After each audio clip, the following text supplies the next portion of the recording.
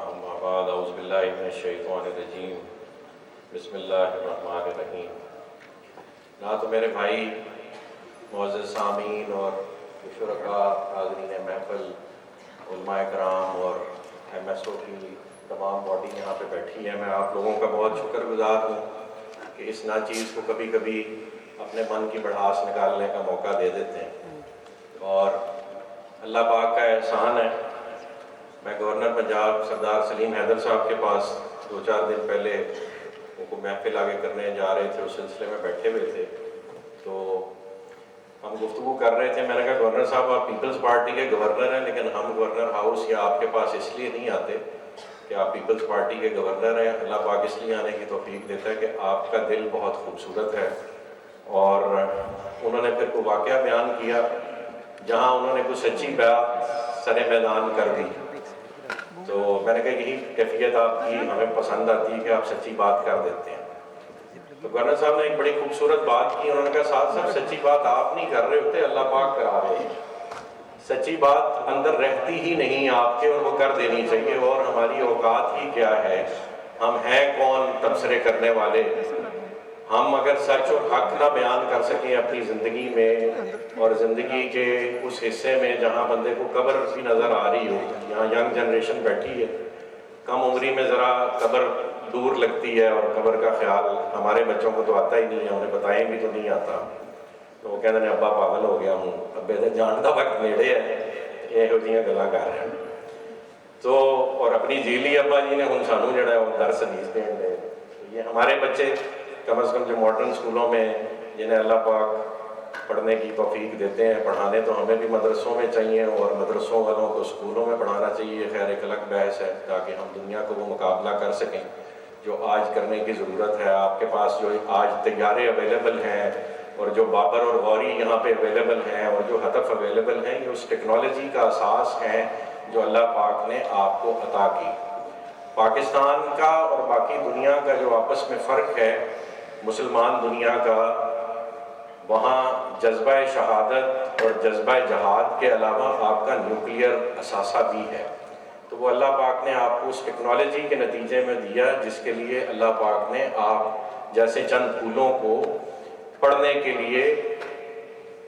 وسائل دیے، اور پھر پڑھنے کی توفیق عطا کی، اور اس پڑھائی کے نتیجے میں ڈاکٹر عبدالقدیر خان جیسے ثبوت نکلے، اور آپ آج ایک ایٹمی قوت ہے۔ تو اللہ پاک ان کے درجات بلند کرے۔ آج جو پاکستان نعرے مارتا پھر رہا ہے، اور پوری دنیا سے مسلم ممالک جو ہے ہمارے لیڈران کو اور ہمارے سپہ سالار کو بلاتے ہیں، اور وہ مقام پچھلے 24 گھنٹے میں انہیں دے دیا گیا جو وہ آج سے پہلے پریزیڈنٹ ٹرمپ کو یا امریکی صدر کو دیتے تھے، تو اس کا کریڈٹ جو ہے ڈاکٹر عبدالقدیر خان کو جاتا ہے، اور اس کا کریڈٹ اس سپہ سالار کو بھی جاتا ہے جس نے وہ بنے ہوئے میزائل ہمارے پاس کب سے اویلیبل ہیں، لیکن اس نے سجا کے الماری میں نہیں رکھے، اس نے انڈیا کے اندر دے کے پھاڑے ایک دفعہ،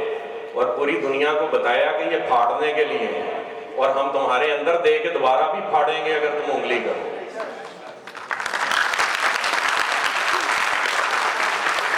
لیکن پتہ نہیں کیوں یہ محبت اور یہ نفرت ہماری انڈیا تک محدود رہتی ہے۔ جب غزہ میں بچے مارے جا رہے ہوتے ہیں تو نہ ہمارا دل کرتا ہے کہ یہ میزائل ان کے اندر دے کے پھاڑیں، نہ ہماری ضرورت ہوتی، اور اگر قطر پہ حملہ نہ ہوتا تو سعودی عرب کے بادشاہ سلامت سدا بادشاہی اللہ پاک کی ہے، لیکن جو اپنے اپنے چھوٹے چھوٹے خطوں پہ بادشاہ بنے ہوئے ہیں،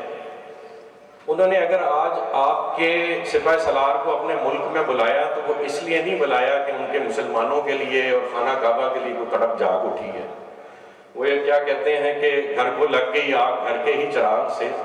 فرق یہ ہے کہ وہ چراغ امریکی تھا اور تیل سعودی تھا، اس سے لگ گئی آگ، لگ گئی قطر کو، لگ گئی گلف کو، اور خطرہ تھا کہ ہماری بادشاہت کو بھی نہ لگ جائے،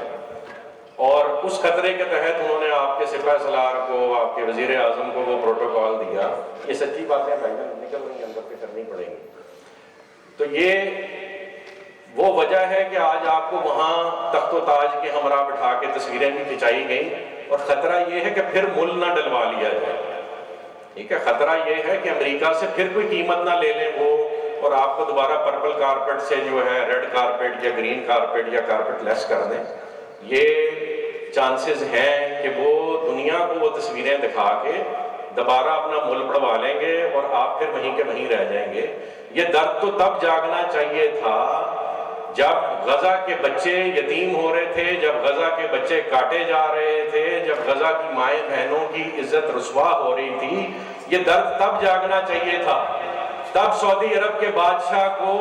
بلانا چاہیے تھا، آپ کے سپہ سالار کو، کہ میرے بھائی کٹ مر رہے ہیں، جاؤ ان کی حفاظت کرو، ہم تمہارے ساتھ موجود ہیں۔ یہ امت کو تب اکٹھا ہونا تھا۔ اور اگر ہم آج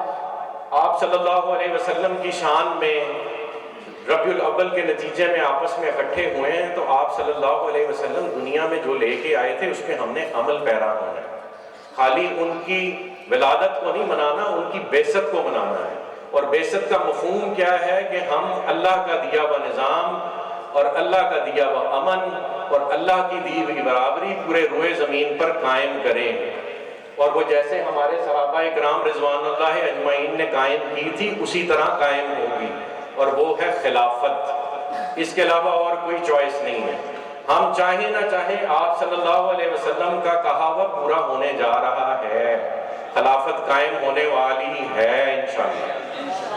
اور مسلمان ممالک اللہ پاک اکٹھے کر رہا ہے۔ میں تو سوچ رہا تھا کہ آج سٹیج پہ کھڑے ہو کے ایسے ہاتھ اٹھا کے دعا مانگوں کہ اللہ پاک اسرائیل کو توفیق دے کہ وہ ایک حملہ کرے اور قطر پر،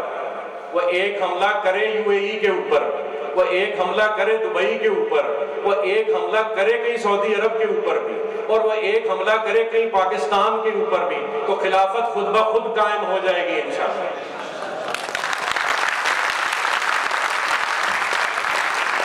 ہماری غیرت جگانے کے لیے بھی نا تھوڑے سے مسائل داغنے پڑتے ہیں۔ وہ انڈیا نے بھی کافی سارے ڈرون بھیجے تھے، پھر آدھی رات کو ہماری غیرت جاگی، اور پھر اللہ پاک نے دیکھیں آپ کے سپہ سالار اعظم نے